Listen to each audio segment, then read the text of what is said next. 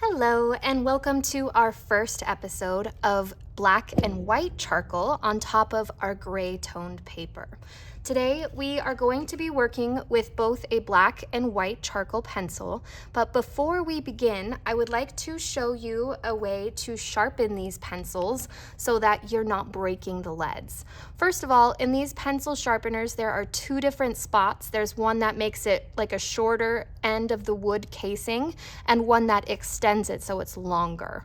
We want the shorter side so that the wood casing has more to grip on top of the pencil lead, whereas this longer side makes the lead really tall and it has a higher chance of breaking. Now, when you place this in the shorter side, you're going to do tiny little micro turns, and you want to hold the pencil as steady as you possibly can, and you want to check it very frequently because these pencils sharpen pretty quickly and they also break pretty quickly. So you're going to sharpen both of your pencils, and you want to just do tiny little turns and make sure you're in the shorter side, and you'll check it out and make sure that they're good. We also are going to take your blending stumps, and because these are shared tools, they often come to you with a lot of charcoal on them.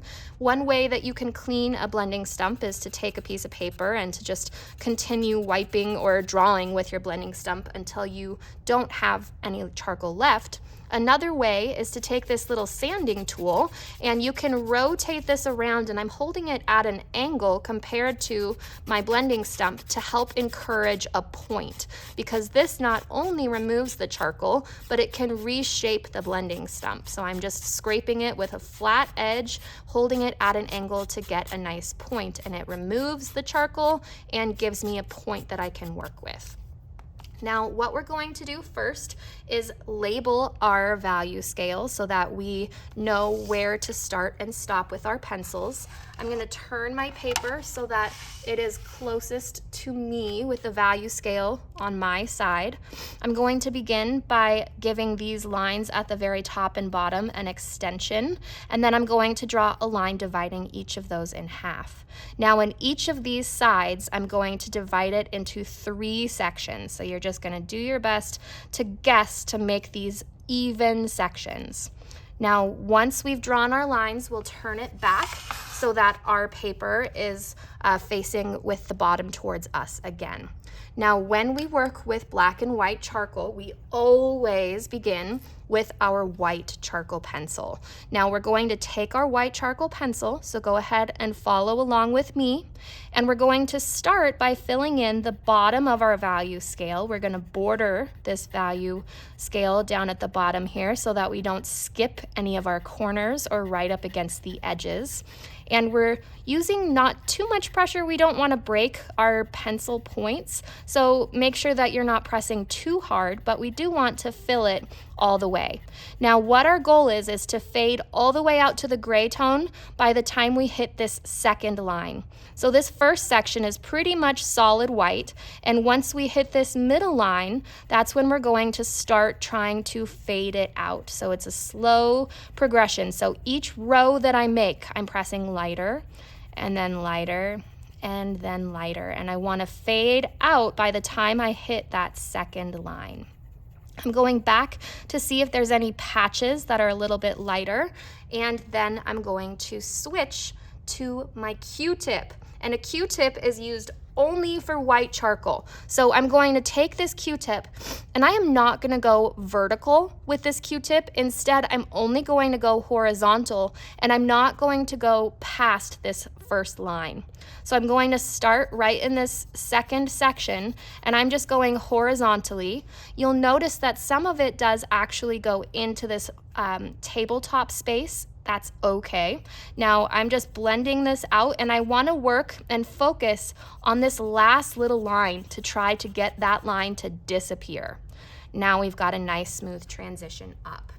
We're going to switch now to working with our black, and we're going to start in this top section, and we're bordering again so that we don't miss those corners or the sides right up against the edges here. I'm going to begin by filling solidly, and I'm using tiny little circles to fill this space. Now we want this top part to be completely solid, so I'm going to blow away my dust, And now that revealed that it looked like it was filled in, but in fact there were a couple little spots that were not all the way filled. So that step is really important because there will be areas that you did not quite get all the way. Just like at the bottom of our value scale, we are going to transition once we hit this first line, and we want to stop with our black by the time we hit our second line. So I'm going to come up here, and now we are transitioning out. So I'm just creating a quick value scale transition out to the gray tone. And by the time I reach this last row, I want to be coloring as lightly as I possibly can with this black charcoal pencil. So now I am just going back up and perfecting those little patches that I missed a tiny bit, and then I'm going to set my pencil down. Now I'm going to switch back to my blending stump.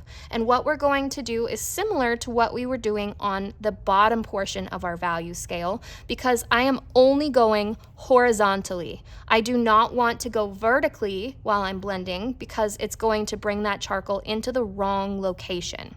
Now, what we're thinking as we're moving into these last two sections, this last little section right here is meant to be just the gray tone of the paper, and this section is meant and only for blending stump value. Now what that means is I'm going to come in here on this last line, and I'm going horizontally, and I'm going to pull just a tiny little bit of that charcoal down and into our blending stump section, which is right here. So we have solid, medium, and then blending stump with our black. And then this one, we want to leave the tone of the paper. Now take a look up at the board. I'm going to walk you through these sections so that you're not confused. We started with solid white and then fading out in our next section. The next one up is gray tone. Then we have just blending stump. Then we have medium tone of black and solid black. Now that we've got our blending stump section nice and filled in, and there's a super smooth transition out to the gray tone paper, I can slowly start working my way up in rows to help this to blend out to that solid black. Now we're just doing these little rows, small circles. And if at any point you realize, oh, I have too much charcoal on my blending stump for me to go down here and help it to blend out to that light value, because if you've got too much on your blending stump, it's really hard to transition to get lighter. So what you can do is to take your blending stump and to clean it off in our tabletop area. And we're doing that because we don't have much space on our small pieces of gray paper. So we'll do all of our blending stump cleaning in the tabletop and kill two birds with one stone. Now that my blending stump is clean, I'm gonna hop back up into this medium tone section, and I'm really working on getting a nice smooth transition up into the black. And that does require an occasional clean off in my tabletop space.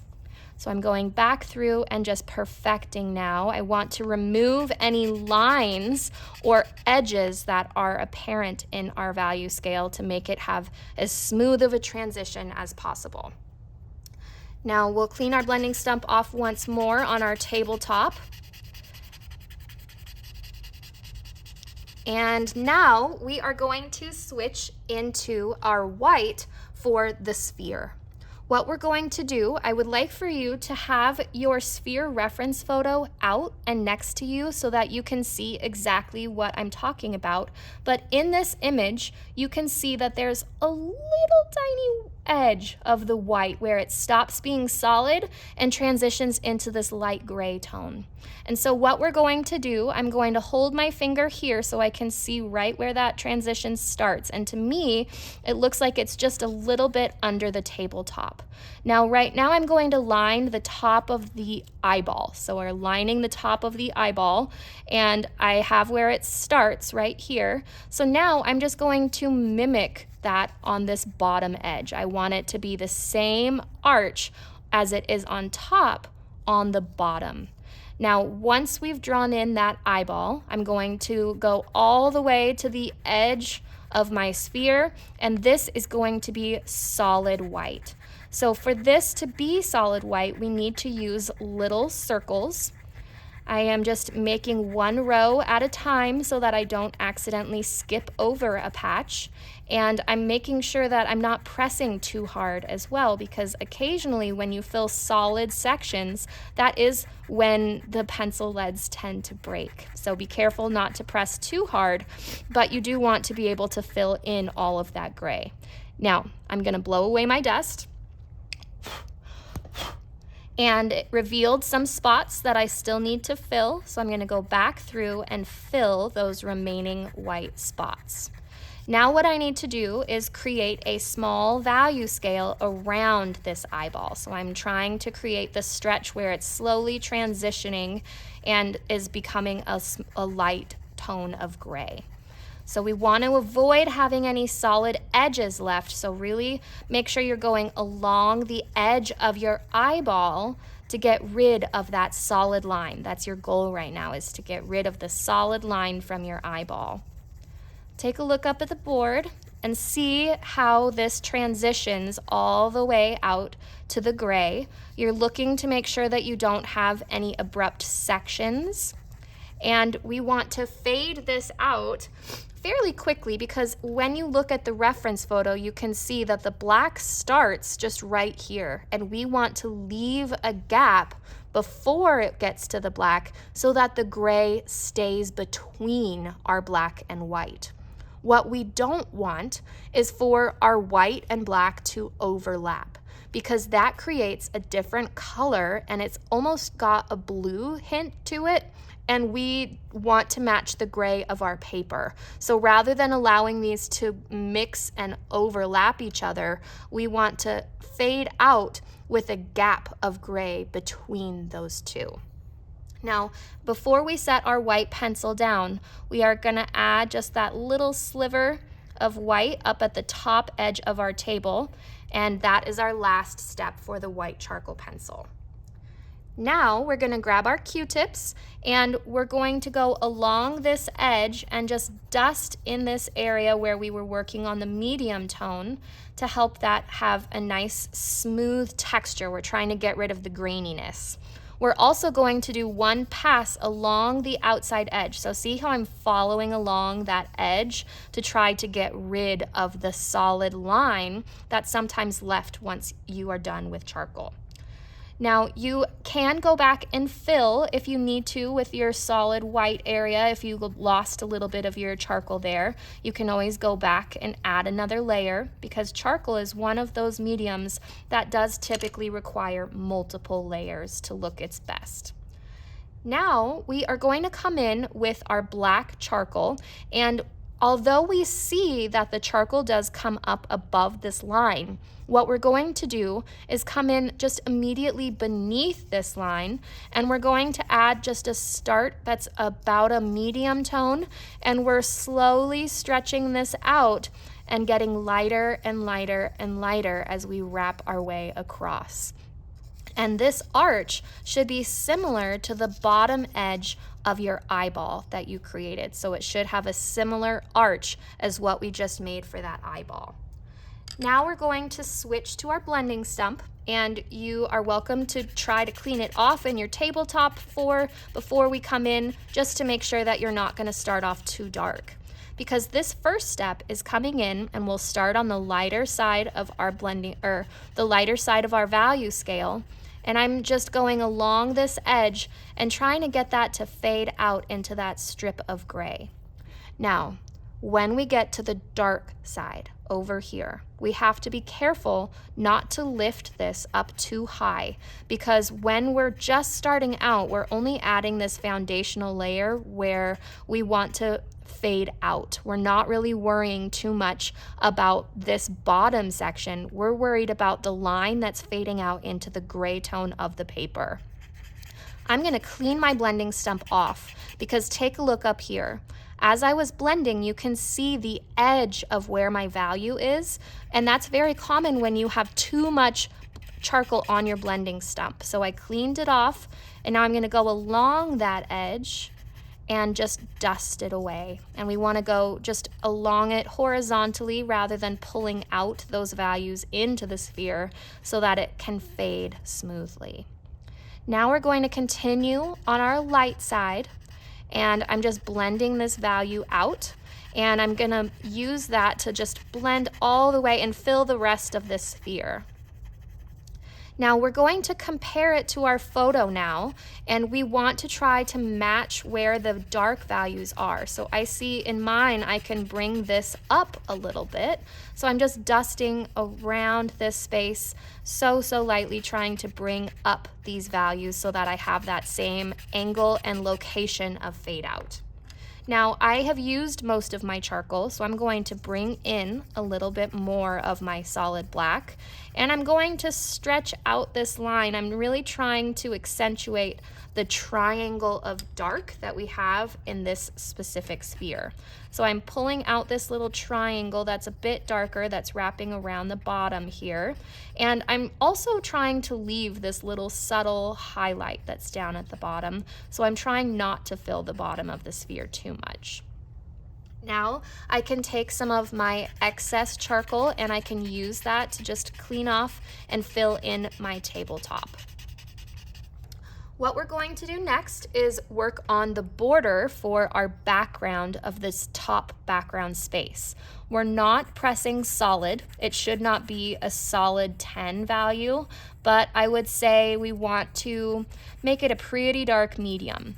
Now I've gone in and added this border, but I am going to spin my paper so that as I'm working for this border, I can see when my pencil is touching the outside edge of the sphere. So I'm just going along and adding this border with my medium tone, and I turn my paper anytime I need to draw a line that's at a different angle so that I can see when my pencil is touching the line. Charcoal pencils are one of the pencils that gets these flat edges quite easily, and it makes it difficult to tell when you are actually in the correct space. It might seem like you are when really, like, because your pencil is fairly flat, that flat edge is placing the line in an area you might not be expecting. Now we're going to use small circles, and for this I like to find the pointiest point of my pencil, and I spin it so that that point is what I'm drawing with. Now with other mediums like colored pencil, when we're filling, we quite often like to use that flat edge, but in charcoal it is a little different in the way that we want that point to be what we're filling with, because it pushes it down into the grain of the paper just a little bit more and allows for us to not have lines left behind as much, or like the grainy texture that is sometimes left if you use that flat edge only. Now again, we're using these tiny circles. Don't become impatient and start working with lines, because that will definitely be visible. Now we're going to just take a little bit more time. We're filling with our small circles, and the next step is to blow away your dust. Now I did that and it revealed quite a few grainy, textury spots, and we're trying to fill it, not so that it's solid black, we don't need that, but we are filling the grainy textures. So we want to get rid of as many of those little textures as we can. The next step is to create that same border that we just did. And again, we're going to be turning our paper so that as we go, we can see right when our blending stump is touching the edge. And this is going to prevent us from accidentally missing some of the gaps that can occur if you don't take the time to do this bordering step. So I am just following along the edge and turning my paper so that I can see right when it's touching the edge of any of these sections, so that I can make it nice and sharp and crisp. We're going all the way around the sphere. All right, Now I've done my border, the next step is to continue working with my blending stump in the background space. But you're going to notice as you do this that some of the dust is starting to come up. So as you notice the little dust piles starting to arrive, we're going to take that as a sign that, oh, it's time to clean off my blending stump now. So I'm going to take a little moment and just work on cleaning that off. And then I'm going to hop over to some more areas that I have not blended yet in that top background section. And I'm just smudging with kind of heavy pressure because I want to push the charcoal into the grain of the paper, and that does require a little bit of pressure. Now, as you continue, once you see those dust piles arrive, you're going to take that as your sign to go in and start using it as a chance to clean off your blending stump and to fill your bottom section of the tabletop. So we're filling in that tabletop, and before you blow away your dust, you might just continue to make sure that you've got this all the way filled in so that you don't have to apply more later on, and you can just steal from this section rather than blowing away the dust while you still need it. So we'll bring that medium tone all the way up to that slight little sliver of a highlight right at the top edge of our paper. And I'm using the side of my blending stump to make sure that I don't have any directional lines. I want to get rid of any lines or patterns or directions that you can see so that it's as smooth as possible. Now at this point, I'll blow away my dust. And that does reveal quite often some more textural areas that you need to continue using your blending stump to remove. So we're just going around and looking for any spots that are slightly lighter, and that is an indicator that it's grainy and we need to continue adding pressure in that location with our blending stump. Now, sometimes when you come in with that medium tone, it helps you to notice certain things on your sphere. For example, my highlight goes up too high on the circle. It kind of stops right here. So I'm going to fill that space just a little bit more so the highlight is near the bottom again. I can also darken up some parts of my sphere if I need to and blend out this highlight a little bit so it's just a little bit more subtle. So this is a good time for perfecting. We can also take this time to finish making sure that this transition out to gray on our sphere is as smooth as possible. So we'll use our blending stump and we can use a finger to just go right along the top of that edge that we just shaded for the shadow. And you can use it to just swipe along and make sure that we've got a smooth transition right there. Our next step is to come in with our black charcoal pencil, and we're going right up against the bottom edge of our sphere, and we're going to bring this line at the bottom of our shadow straight out compared to the bottom of the rectangle. And from that edge, we're going to drop it straight down, and this should be a solid black value. And then we're going to stretch it all the way to the right side of our rectangle. Blow away your excess dust. And then I'm going to start on the lighter side of the shadow, and I'm just working my way back to that solid black. Then I'm going to go along the side. So I want to blend along this edge rather than out from that edge of the shadow so that it gets nice and soft. Now, once you are to this point, you might notice that your highlight starts to look even brighter, so you can make that even a little bit more subtle. Maybe it's a chance for you to come in. I assume most of you will probably need another quick pass of darkness on your sphere because it does tend to disappear pretty easily, but it's very much up to the individual, so double check yours and see if that's what you need, because some students do tend to go a bit too heavy-handed with this, so it's just a little too dark. So make sure that's not you before you come in for just another little pass of charcoal on your sphere.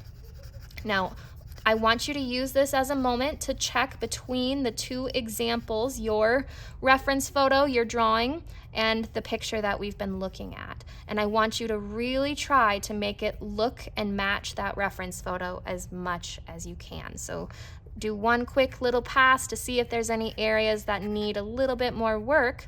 But other than that, that was our final step. Good job with this first practice. I hope it was helpful. And remember that this is one difficult medium. So if it was a little challenging for you today, that is okay, because it's something new that you're learning and you should cut yourself some slack. So we'll continue practicing, and remember that every time that you practice, you just keep getting better. So by the end, you're going to be a pro. All right, thanks for watching.